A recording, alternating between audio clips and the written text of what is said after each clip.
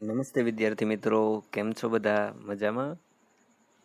આજે આપણે નવો પાઠ ભણવાના છીએ જેનું નામ છે મેરી બીમારી શ્યામાને લી, જેના લેખક છે હરિવંશરાય બચ્ચન. હરિવંશરાય બચ્ચનને તો તમે સૌ જાણો છો, આપણા પ્રસિદ્ધ અભિનેતા અમિતાભ બચ્ચન, તેમના પિતાશ્રી છે હરિવંશરાય બચ્ચન. એમણે આ લખેલ છે, જેમનો જન્મ થયો હતો 1907ની અંદર અને એમનું અવસાન થયું હતું 2003ની અંદર. તો એમનો સામાન્ય જે પરિચય છે તે આપેલો છે, તમે વાંચશો તો પણ સમજાઈ જશે, સરળ હિન્દીમાં આપેલો છે. એટલે પરિચય વાંચજો. આપણે શરૂ કરીએ છીએ પાઠને. मैं अपनी बीमारी को दुलराने वालों में न था. દુલરાને વાલે એટલે લાડ લડાવવા વાળો. હું મારી બીમારીને લાડ લડાવવા વાળો ન હતો. સચ કહું તો મેં अपनी बीमारियों के प्रति प्रायः निर्भय था. સાચું કહું તો હું મારી બીમારીઓથી પ્રાયઃ મોટા ભાગે હું નિર્ભય હતો. આની અંદર જો વાત કરે છે લેખક હરિવંશરાય બચ્ચનજી, શું વાત કરે છે? તો પોતાની જે બીમાર પડવાની અવસ્થા છે એ સમયે એ પોતે કેવી રીતે રહે છે એની વાત કરે છે. એમાં કહે છે, હું મારી બીમારીઓને લાડ લડાવવાવાળામાંથી નથી, હું મારી બીમારીઓ પ્રત્યે निर्भय હોય છું. शायद मैंने गांधी जी के ही लेख में कहीं पढ़ा था कि बीमार होना अपराध है. ક્યાંક મેં ગાંધીજીના જ લેખમાં વાંચ્યું હતું કે બીમાર થવું એ અપરાધ છે. हमें जो शरीर पर दिया गया है उसे हम स्वस्थ न रखे तो हम अपराधी है ही. જો આપણને શરીર આપવામાં આવ્યું છે તેને આપણે સ્વસ્થ ન રાખીએ તો આપણે અપરાધી તો છીએ જ. મેં इस तर्क को कुछ और आगे ले गया था. હું આ તર્કને થોડોક વધારે આગળ લઈ ગયો હતો કે अपराधी को दंड देना चाहिए, अपराधीને દંડ પણ આપવો જોઈએ. मुझे जब कभी छोटी मोटी बीमारी होती, મને જ્યારે નાની મોટી કોઈ બીમારી થતી, ઝુકામ એટલે તાવ, ઝુકામ એટલે શરદી, બુખાર એટલે તાવ, ખાંસી એટલે ઉધરસ, સિર દર્દ, તો મેં ખાટ પર ન લેટતા, તો ત્યારે હું ખાટલા ઉપર ન સૂતો. ઓર ભી અપને સે કામ લેતા, અને વધારે પડતું મારી આગળ મારી જાત સાથે વધારે પડતું કામ લેતો. આ એક સજા આપતો વધારે જ્યારે બીમાર પડવું ત્યારે. मुझे भरे बुट बुखार में अपनी रात की ट्यूशनों पर जाने की याद है. लेखक कहते हैं, बच्चन जी कहते हैं कि મને ખૂબ તાવ આવ્યો હોય ત્યારે પણ હું ટ્યુશન પર જતો એ મને યાદ છે. बुखार की गर्मी और तेजी में तो मैं और जोश में पड़ा था. मजदूरी करके रोटी कमाने वाले को बीमार पड़ने का क्या अधिकार है. આ બીમારી પ્રત્યેનો એક ખુલ્લો ચેલેન્જ છે કે જ્યારે તાવની ગરમી હોય, એની તેજી હોય, ત્યારે હું વધારે જોશમાં ભણાવતો, અને મજૂરી કરીને રોટી કમાવાવાળા વ્યક્તિ છે કે એને મજૂરી કરીને રોટલો કમાય છે તેવા વ્યક્તિ માટે બીમાર પડવાનો શું અધિકાર છે? કારણ કે એમને તો કામ કરવું ફરજિયાત છે. बीमारी अमीरों की हरमजदगी है, गरीबों को उसे अपने पीछे न लगाना चाहिए. એટલે કહે છે કે બીમારી અમીર લોકો માટે લાભપ્રદ છે, ગરીબોએ એની પાછળ ન લાગવું જોઈએ. लिखने में तो ऊंचा बुखार मुझे सब तरह से सहायक, प्रेरक और प्रोत्साहक लगता. આમ લખવામાં તો કહું ને તો ઊંચા બુખાર એટલે ખૂબ વધારે તાવ હોય ત્યારે એ મને બધી જ રીતે સહાય તો કરે, પ્રેરક પ્રેરણા આપનાર, प्रोत्साहक प्रोत्साहन આપનાર लगतो. एक तरह की आग जिसमें मेरी अनुभूतियों में ताप आता. જેમાં મારા અનુભવો હોય એમાં વધારે પડતો તાવ આવતો, એવી ગરમી હોય તાવમાં. जिसमें गल पिघल कर मेरा हृदय ढलता. एक तरह की भट्टी जो मेरे विचार भाव कल्पनाओं को उबाल कर उच्छलित करती. यह तो मैं ही नहीं कहूँगा कि बुखार में मैं અદબદા કર लिखता था. એટલે આ હું નહીં કહું કે હું તાવમાં હું ખૂબ સારું લખતો હતો, પર અગર મેં लिखना चाहता था तो बुखार बदन छूकर कभी कहता था कि तुम्हें तो बुखार है, तो मैं पेट से जवाब देता था कि हाँ, बुखार है और मैं भी हूँ. તો શું કહેતા? તો પોતે જ બીમારી સાથે વાત કરતા લેખક કે તાવ હોય તો શું છે, તાવ છે તો હું પણ છું જ ને, એટલે हिम्मत हारता नहीं. शायद कीपलिंग ने अपनी आत्मकथा में लिखा है कि कभी कभी उसे बुखार में भी काम करना पड़ता था. કિપલિંગ નામનો એક સાહિત્યકાર છે, અંગ્રેજી સાહિત્યકાર છે. તેણે પોતાની આત્મકથામાં લખ્યું હતું કે ક્યારેક ક્યારેક એને તાવની અંદર પણ કામ કરવું પડતું હતું. और जब वह बुखार में होता था तो और अच्छी कहानियाँ लिखता था. તો એ જ્યારે તાવમાં હોય ત્યારે લખે તો એ વધારે સારી વાર્તાઓ લખી શકતા હતા. बुखार में कम लिखने की मुझे याद नहीं. હવે હરિવંશરાય બચ્ચનજી પોતાનું કહે છે કે તાવમાં ઓછું લખવાનું તો મને યાદ નથી. વહ ફૈસા વહ कैसा बन पड़ा इसका निर्णय मैं न देना चाहूँगा. એ કેવું લખાયું એનો નિર્ણય તો હું નહીં આપી શકું, પણ પ્રસંગવશ मुझे याद आ गया है कि अपनी दो चट्टाने की.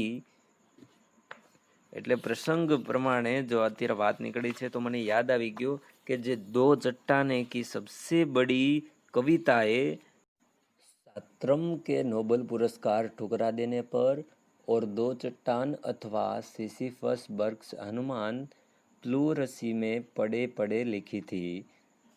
તો આ જે બે કવિતા છે, આ બે જે કૃતિઓ છે, દો ચટ્ટાન અને સિસિફિસ બર્ગ્સ હનુમાન, આ પ્લુરસીની જ્યારે મને બીમારી હતી ત્યારે મેં લખેલી હતી. પ્લુરસી એટલે શું?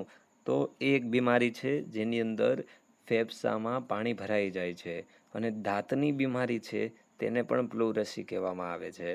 તો આ બંને બીમારી માટે નામ એક છે. તો ત્યારે મેં આ બે કૃતિઓ લખેલી હતી. बहरहाल जब मैं अपनी जवानी पर था, बीमारी मुझे पराजित न करती थी, मैं ही अपनी जिद से बीमारी को पराजित कर देता था. ખરેખર હું જ્યારે જવાન હતો ત્યારે બીમારી મને પરાજિત કરી શકતી ન હતી. હું જ મારી જીદ દ્વારા બીમારીને પરાજિત કરી દેતો હતો, હરાવી દેતો હતો. બુખાર સુખાર આખિર કિતને દિન ચલતા. આ તાવ બાવ કેવી રીતે કેટલાક દિવસો ચાલતો. विश्राम तिवारी कहा करते थे, मार के पीछे भूत भागे. विश्राम तिवारी कहता કે मार के पीछे भूत भागे એટલે મારો તો ભૂત પણ ભાગી જાય. તો मैंने अपने प्रयोग से सिद्ध किया है, મેં મારા પ્રયોગ દ્વારા સિદ્ધ કર્યું છે કે કામ કે પીછે બુખાર ભાગે. કામ પાછળ તાવ પણ ભાગી જાય. જો કામ કરતા રહો તો તાવ પણ ટકે નહીં. यह बुखार मामूली न था, इसका संबंध उस तूफान से था जो पिछले 9 महीनों से मुझे झकझोर रहा था. એટલે અત્યારે જે તાવ આવ્યો છે એની વાત કરે છે કે यह बुखार मामूली न था. આ જે મને તાવ આવ્યો છે આ મામૂલી હતો, સામાન્ય હતો જ નહીં. इसका સંબંધ, આનો સંબંધ એ તૂફાન સાથે હતો જે કેટલા 9 મહિનાથી મને झकझोर रहा है, જે મને પીડા આપી રહ્યો છે. और जो शांत होने से पूर्व सबसे अधिक विध्वंसक झटका मुझको दे गया है. જે શાંત થતાં પહેલાં જ મને વધારે પડતો વિધ્વંસક વિનાશકારી એવો ઝટકો મને આપી ગયો છે. स्कूल बंद था, ट्यूशनों पर मैं जाता था. उनकी आमदनी की मुझे ज़रूरत थी. એની જે કમાઈ આવતી હતી તેની મને જરૂરત હતી. કિતાબો કી બિક્રી અભી નિયમિત નહીં थी. એટલે એ કંઈક લખતા પણ હશે અને જે પુસ્તકો વેચી અને જે ઇન્કમ આવતી હતી એ પણ નિયમિત રીતે આવતી ન હતી. कर्ज सिर पर चढ़े थे, बुखार ही जाना न होता. दिन भर स्कूल में पढ़ाना भी पड़ता. बुखार का नमूना वही, सुबह बिल्कुल नहीं, शाम को 101 डिग्री या 102 के बीच. એટલે આવી રીતે સ્કૂલે પણ ભણાવવા જવું પડતું, કામ પણ કરવું પડતું. અને આ તાવનું તો કેવું, સવારમાં બિલકુલ ન હોય અને સાંજ થાય તો 101 કે 102 ડિગ્રી આવી જતો. કમજોરી દિન દિન बढ़ती हुई, કભી કભી ધીમી ખાંસી. તો આવી રીતે કમજોરી દિવસે ને દિવસે વધતી હતી. ક્યારેક ક્યારેક તો ધીમે ધીમે ઉધરસ પણ શરૂ થઈ જતી હતી. દવા સોક્યા, દવા બાટું, એક હોમિયોપેથ કર રહા થા. તો આ જે દવા બાટું છે એક હોમિયોપેથિક દવા કરી રહ્યો હતો. કભી કભી સોચતા ક્યા મુझे તપેદિક હો ગયા હે.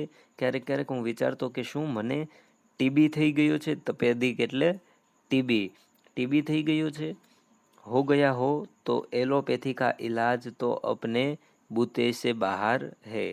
તો થઈ ગયું હોય તો આપણે કંઈ એલોપેથીનો ઉપચાર કરાવી શકીએ એમ નથી, કારણ કે બૂતે સે બહાર હે એટલે ક્ષમતાથી વધારે છે. કભી કભી સોચતા क्या उस समय मेरी जिह्वा पर सरस्वती बैठी थी जब मैंने कहा था कि श्यामा का बुखार मैं लेने जा रहा हूँ. શું એ સમયે મારી જીભ ઉપર સરસ્વતી બેસેલી હતી જ્યારે મેં કહ્યું કે શ્યામાનો તાવ હું લેવા જઈ રહ્યો છું. જો નવું પાત્ર આવ્યું શ્યામા. શ્યામા કોણ છે? લેખકની બચ્ચનજીની પત્ની છે. બેઠી હો તો કિતના અચ્છા હે. અને જો ત્યારે એ જીભ ઉપર સરસ્વતી બેઠી હોય તો કેવું સારું છે. क्या मैं बीमार हूँ इसलिए श्यामा स्वस्थ है. શું હું બીમાર છું એટલે શ્યામા સ્વસ્થ છે, નિરોગી છે. जिसने पिछले 6 वर्षों से इन महीनों में ज्वर से मुक्ति नहीं जानी है.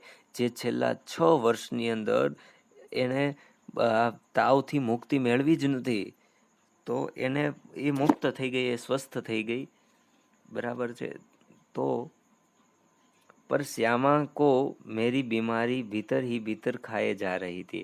પણ શ્યામા જે છે એને મારી બીમારી, મને હું બીમાર છું એટલે અંદર ને અંદર ક્યાંક ખાઈ રહી હતી.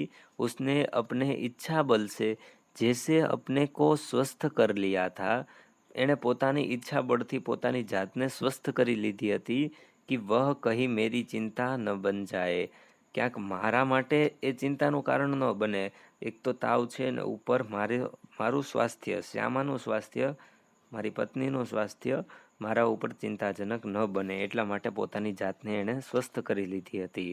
उसके अतिरिक्त मेरी बीमारी का शायद किसी को भी पता न था. આની સિવાય મારી બીમારી વિશે કોઈને ખબર ન હતી, क्योंकि सारे काम तो मैं सामान्य रूप से किए जाता था. गर्मी में तो सभी थोड़े बहुत दुबले हो जाते हैं. एक दिन उसने मुझसे कहा कि मैं डॉक्टर BK मुखर्जी से अपनी परीक्षा કરાવું. તો એક દિવસ શ્યામાએ કહ્યું કે ક્યારે હું ડૉક્ટર BK મુખર્જીની આગળ હું तपास कराऊँ. मैंने टाल मटोल की तो उसने ब्रह्मास्त्र छोड़ दिया. मैं थोड़ी टाळવાની कोशिश करी तो एणे ब्रह्मास्त्र छोड़ी દીધું कि मैं जब तक अपने को डॉक्टर को न दिखलाऊंगा वह खाना नहीं खाएगी. અને બ્રહ્માસ્ત્ર આવું છોડી દીધું કે હું જ્યાં સુધી હું ડૉક્ટરને ન બતાવું, પરીક્ષણ ન કરાવું ત્યાં સુધી એ ખાવાનું ખાશે નહીં. ब्रह्मास्त्र तो मानना ही था. ब्रह्मास्त्र ने तो मानવું જ પડે. डॉक्टर मुखर्जी को भय था कि मुझ पर क्षय का आक्रमण हुआ है. મુખર્જીને બીક હતી કે મારી ઉપર क्षय એટલે ટીબીનું આક્રમણ થયું છે. नुस्खा उन्होंने लिख दिया और कुछ दिन चिंता मुक्त होकर पूरी तरह आराम करने को कहा. ઉપાય એમણે લખી દીધો અને કેટલાક દિવસ તમે આરામ કરો, ચિંતા મુક્ત થઈને, ચિંતા છોડી અને આરામ કરો એવું કહ્યું. નુસ્ખા મુझे मौत का परवाना लगा. એટલે મોતનો સંદેશ આપનારો આ ઉપાય મને લાગ્યો. क्या मेरी विदा का समय आ गया. શું મારી વિદાયનો સમય આવી ગયો. क्या इतने ही दिनों के लिए आया था. શું આટલા જ દિવસો માટે આવ્યો હતો. इतना ही गाने गुनगुनाने, केवल इतना श्रम संघर्ष करने, इतने दुख संकट उठाने. આવા બધા વિચારો એ લેખકના મનમાં આવી રહ્યા છે. સ્વાગત કે ही साथ विदा की होती देखी तैयारी, બંધ લગી હોને ખુલતે ही मेरी जीवन मधुशाला. આ એક એમના કાવ્યની પંક્તિ છે. क्या मैंने अपनी भविष्यवाणी स्वयं कर दी थी. શું મેં મારી ભવિષ્યવાણી મારી આ પંક્તિઓમાં જ કરી દીધી હતી. सबसे મર્મવેધી પ્રશ્ન થા, સૌથી વધારે આ મર્મવેધી પ્રશ્ન હતો કે ક્યા સામા કે ભાગ્ય મેં વૈધવ્ય ही लिखा है? શું શ્યામાના ભાગ્યમાં વૈધવ્ય એટલે વિધવાપણું જ લખ્યું છે? मरने से मुझे डर नहीं था, वह मुझे कठिन भी नहीं लगा. મરવાથી મને બીક નહોતી અને એ મુશ્કેલ પણ નહોતું લાગ્યું. કઠિન લગા મરને સે પહેલે જીના, એનાથી વધારે મુશ્કેલ શું લાગ્યું? મર્યા પહેલાંનું જીવવું. પૂરે આરામ કે અર્થ હોગે ट्यूशन छोड़ दूँ, स्कूल से छुट्टी ले लूँ, ज़्यादा लूँ तो बगैर तनख्वाह के लेने को तैयार हूँ, फिर घर का खर्च कैसे चलेगा? જો આ બધી આર્થિક જે ઘરના મુખ્ય વ્યક્તિ હોય એ બીમાર પડે તો એને આર્થિક તંગી હોય, એને ચિંતા હોય કે પછી ઘરનો ખર્ચો કેવી રીતે ચાલશે. શાલિગ્રામ કેવલ અપની તનખ્વાહ કે બલ પર ઘર નહીં ચલા सकते. શાલિગ્રામનું પાત્ર છે કોઈ એના ઘરનું, એ પોતાના બળ ઉપર પોતાના પગાર ઉપર ઘર આખું ચલાવી શકે નહીં. કલ ઉનકી બદલી હો सकती है, ક્યારેક કાલે એની બદલી પણ થઈ શકે છે. तब वे एक पैसा भी घर भेजने की स्थिति में न होंगे. महंगी महंगी दवाएं कहाँ से आएंगी? किताबों से आमदनी अनियमित और अनिश्चित है. कर्ज भी अदा करने को कम नहीं है. તો આ મોંઘી મોંઘી દવાઓ ક્યાંથી આવશે? અને આ પુસ્તકો વેચીને જે ઇન્કમ થાય છે એ પણ અનિયમિત છે, અને કર્જ અદા કરને કા ભી કમ નહીં હે, એટલે ઘણો બધો કર્જ પણ આપણે ચૂકવવાનો બાકી છે. આવી બધી ચિંતાઓ એના મનમાં બીમારીના સમયે ચાલી રહી છે. श्यामा ने मेरी बीमारी सुनी तो कांप उठी, पर तुरंत संभल गई, दृढ़ भी हो गई. એની પત્નીએ આ બીમારી સાંભળી તો એ કાપી ઉઠી, ધ્રુજી ઉઠી, પણ તરત પાછી સ્વસ્થ થઈ ગઈ. जैसे उसने पल भर में ही अनुभव कर लिया कि उसका कापना मैं सहन नहीं कर सकूँगा. એણે થોડી વારમાં જ અનુભવ કરી લીધેલો કે હું આ સહન નહીં કરી શકું કે શ્યામા એ સ્વસ્થ નથી. इस खबर से मेरे माता पिता को लकवासा मार गया. હું બીમાર છું આ ખબરથી માતા પિતાને પણ આવી અસર થઈ. पिताजी धैर्यवान व्यक्ति थे. उन्होंने मुझसे कहा, घबराओ नहीं, हम घर बेचकर तुम्हारा इलाज करेंगे. પિતાજી એ કહ્યું કે ડરીશ નહીં, ગભરાઈશ નહીં, અમે ઘર વેચીને પણ તારો ઇલાજ કરીશું. શાલિગ્રામ અસમર્થતા કી એક ઉસાસ લેકર રહ ગયે. શાલિગ્રામ તો અસમર્થ હતા. मैंने कुछ दिनों के लिए ट्यूशन और स्कूल से छुट्टी ले ली.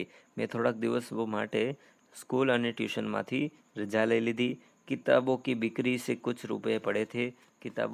पुस्तकों વેચીને થોડાક રૂપિયાઓ પડ્યા હતા. उनसे दवाई मंगा ली और चारपाई पर लेट गया. એ પૈસાની દવા મંગાવી લીધી અને પછી ખાટલા પર સૂઈ ગયો. શ્યામા કી સેવા સાકાર હો ગઈ. શ્યામાની સેવા સાકાર થઈ ગઈ એટલે સ્વસ્થ થઈ ગયા. डॉक्टर ने निश्चित होकर आराम लेने के लिए कहा था. ડૉક્ટરે નિશ્ચિત થઈને ચિંતા કર્યા વગર આરામ કરવાનું કહ્યું હતું. जब बहुत कुछ करने को रहता था, चिंता के लिए समय ही कहाँ था. જ્યારે કેટલું બધું કરવાનું હતું ત્યારે ચિંતા માટે તો સમય જ ક્યાં હતો. અબ તો ચિંતા ही चिंता करने को थी. હવે તો ચિંતા ને ચિંતા જ માત્ર કરવાની હતી. વિશેષ ચિંતા ભી મુझे सिर पर चढ़े कर्ज की. અને વિશેષ ચિંતા હતી મારી ઉપર જે કર્જ થયું હતું, લેણું થયું હતું તેની ચિંતા હતી.